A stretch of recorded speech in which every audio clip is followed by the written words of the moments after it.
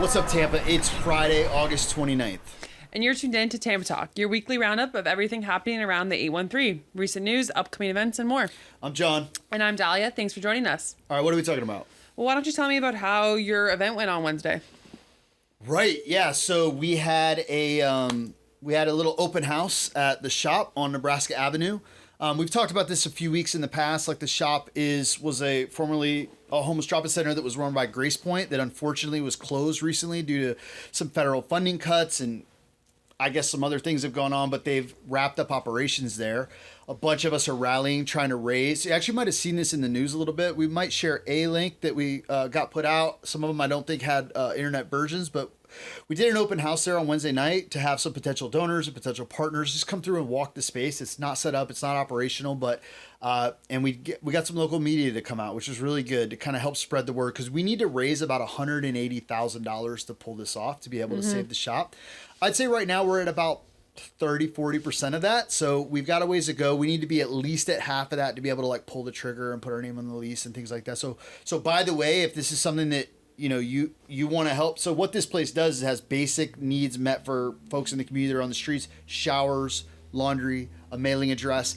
Like, no matter what the next step is that you need to take, you're going to need a shower, you're going to need some clean clothes, you're going to need a place to receive mail.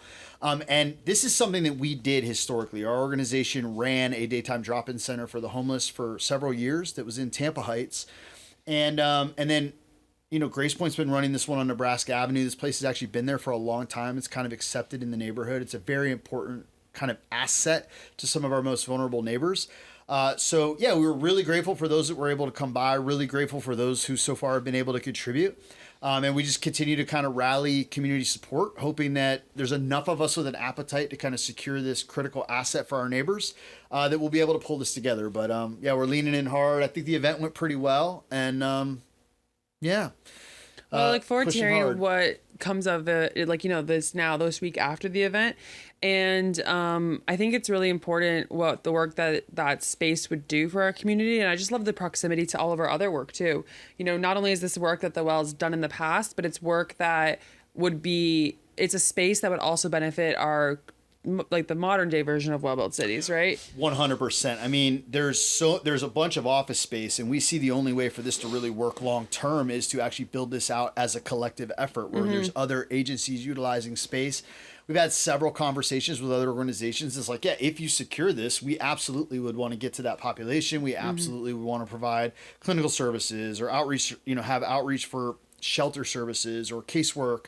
And so we're hoping to kind of frame this entire operation so it's like preserve this drop-in center, but then build out a resilience center, something that we can really bring like a community collaborative effort to build something lasting and sustainable for our city, and an on-ramp for folks that are kind of in the most precarious of situations of our neighbors. Yeah, I think that's really important to state for listeners, is that this is more than just the drop-in center that the Well used to be. It's a resiliency hub, and it's also going to serve that purpose and serve those neighbors, and that no one gets left behind in kind of that scenario.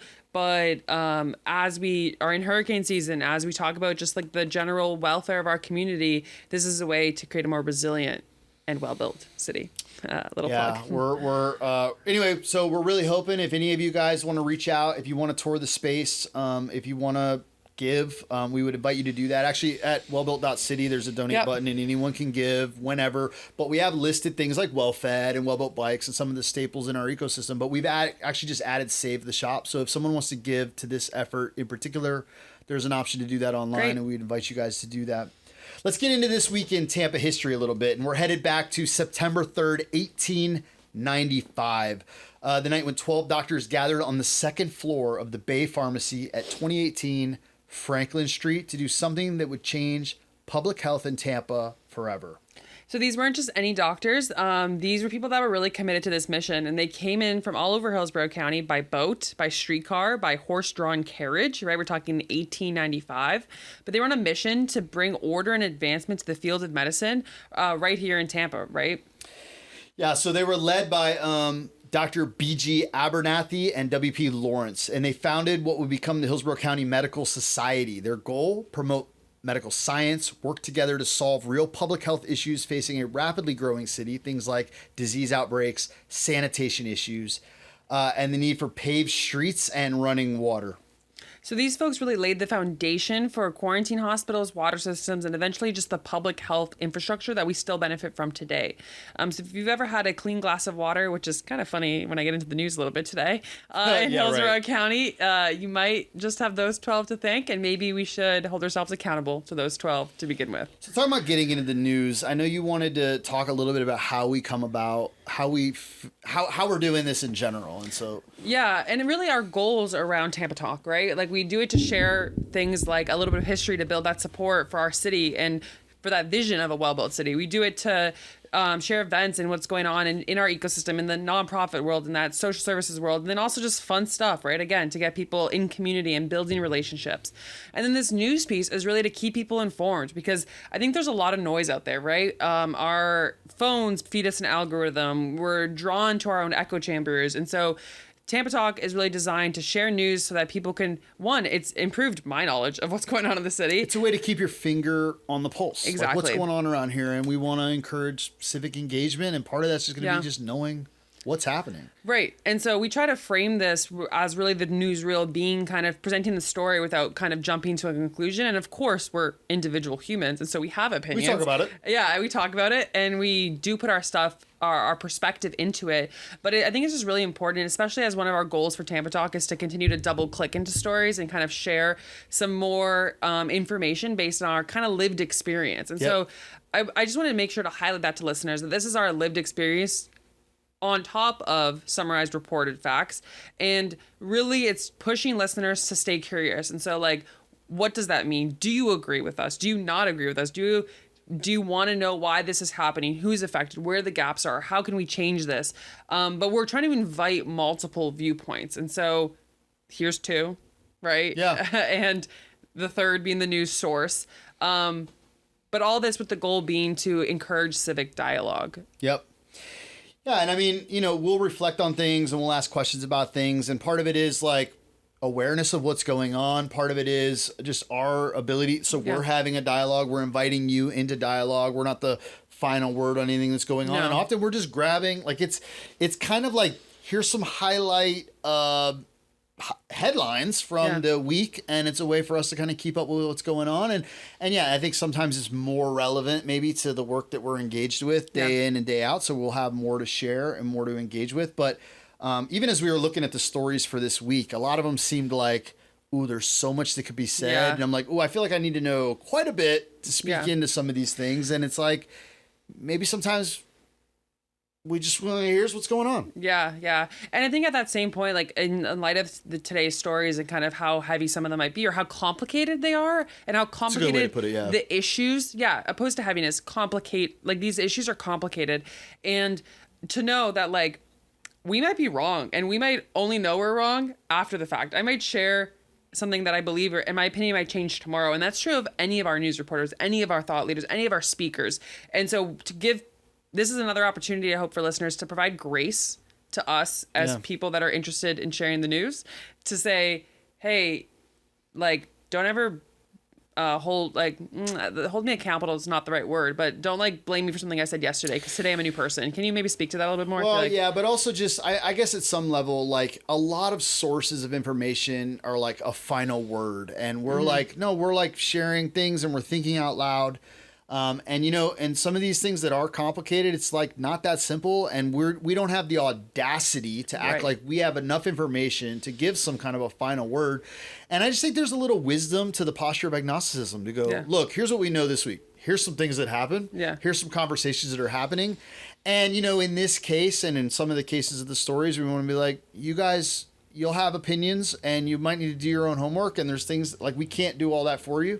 But we do want to share kind of some things of what's going on. Yeah, stay curious, stay engaged, I think is the takeaway. We're doing our best, and we love hearing from you guys, by the way. So if you want to share stories, if there's something important to you that's going on, like send it to us, because we would love to kind of share. Like we want to give you kind of the meat of the things that we were able to pull together from this week. But let's start with a big one. So federal agents raided a Tampa mansion this week in Avila neighborhood. Very luxurious, well-off neighborhood, and arrested 2 self-proclaimed religious leaders. This is part of a major FBI investigation into allegations of conspiracy, forced labor, and money laundering. Yeah, just another example of how things are happening right in our backyard. But the suspects, Michelle Brannon and David Taylor, were affiliated with the Kingdom of God Global Church, formerly known as Joshua Media Ministries. Taylor was arrested in North Carolina, and then Brannon right here in Tampa, and that's that raid. Yeah, so the FBI says they ran a massive operation that abused followers both physically and mentally, cutting them off from their families and forcing them to work unpaid hours at call centers and in Taylor's personal service. Taylor even allegedly coerced women to take Plan B contraceptives. Yeah, basically, yeah. Right. You can kind of assume where that Put one together came the from. math, yeah. Authorities estimate they collected over $50 million over the course of a decade, and if convicted, they're both facing more than 20 years in prison and fines reaching up to $1 million. I say take back the whole 5. This next story I want to speak to a little bit, but I'll give you the headlines around it. So Temple Terrace residents packed a town hall meeting this week, and I was actually there amongst them, and raising some serious concerns about PFAS chemicals. So PFAS or PFOS, it stands for like Forever chemicals. Yeah, exactly. Okay, yeah. Found in the city's drinking water. Yeah, tests at the city's 2 water treatment facilities, Whiteway and Sunningdale, revealed these forever chemical PFAS levels that are more than twice the EPA's proposed legal limit. And while the city has until 2031 to meet those standards, residents are understandably worried like today. Mm-hmm. And I actually, so because I attended this meeting to kind of speak off the cuff here, so I actually think Temple Terrace did a really good job in responding to this and provided a lot of good information about what the actual situation is. Because I think when you read this at a headline or you say, oh, Temple Terrace water contamination, right? Like plastics, and essentially this is plastics in our water, right? That's what it means. And it's not reaching the legal limit and all these things. And these can be kind of fear-mongering headlines.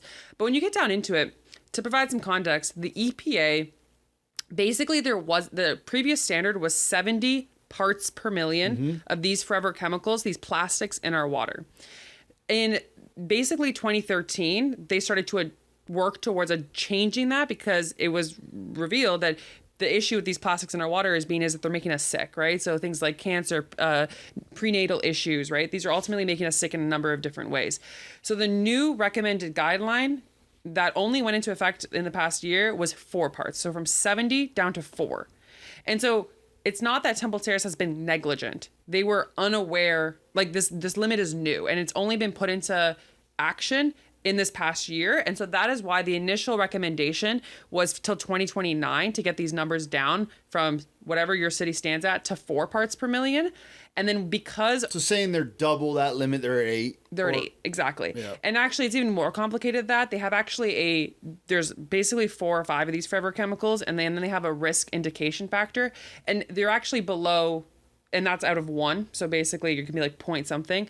And Temple Terrace is like 0.8. So we're below this risk indication of 1. Now, the reality is the reason that got extended to 2031, that's not unique to Temple Terrace. That's to the entire country. And that's because the article we read said 6,700 systems nationwide. At the meeting, they actually said 9,000 systems nationwide. So it's about a third of the American population that is impacted by over 4 parts per million plastics in the water. Mm-hmm. And so the other thing I'd like to note, I think Temple Terrace made the headlines with this story, but this is a Hillsborough County-wide issue. Temple Terrace pulls from the exact same aquifer that the rest of the county pulls from. I think that it made more headlines because Temple Terrace being a smaller community, you heard it louder. But if you dig into some of our other water sources here in Hillsborough County, this is a county-wide, region-wide, state-wide, national issue. The reality is there's plastics in our water. Yep. And this isn't something that we should read as Temple Terrace contaminated water. We should read this as a third of Americans. Do you know, by the way, because you hear people that are concerned, I mean, not that people shouldn't be concerned about these things, but like they're plastic in, the more you learn, the more you're like, oh my God, it's just in everything you've touched. Yeah. It's in everything that you've touched. Like the plastic is just taken over. But like, so bottled waters and do you know what the parts per million thing is? Like this is not a better alternative, right? Absolutely not. So PFAS and these forever chemicals have come into our water systems because they're in our products. And so they're in things like bottles, like any bottle. So if you're drinking from any plastic bottle, you're drinking plastics to some degree. And I don't know the exact parts per million for those bottles, but no, I would not say. So like, for example, I live in Temple Terrace. I am not stopping to drink from my tap. And that's because my bottled water would also have these parts from, unless I install a home system that filters specifically for plastics, which you can get, or you can get like, those $50. You can get these things. But no, drinking out of a plastic bottle is not a solution to this issue. And ultimately the issue is not going to go away until we remove plastics from our environment. And so it's a long, and that's why they have till 2031. And that's why I'm still drinking from my tap, because this isn't a Flint, Michigan situation where there's like heavy contaminated, undrinkable water.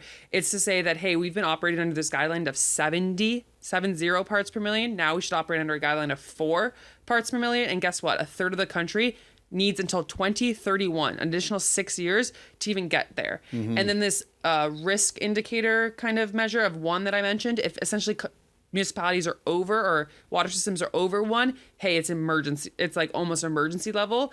Temple Terrace being at 0.8, and I don't know what the county and the city and all those other measures are at. Hey, not that serious. Like, address, plan. And Temple Terrace did release like basically they've already brought in water consultants. They've already created some new testing measures. They've already looked into like a myriad of different options as to how can we immediately solve for this issue, and what does the 10-year plan look like, and what are some home solutions. And the reality is the most immediate solution is to rent. So when we when we do a heavy pollutant exercise, like when we mine an area or something like that, they already have these things that come in and clean the water. And those are available for rent. So in theory, we could just go rent one of those, and then tomorrow Temple Terrace can filter our water.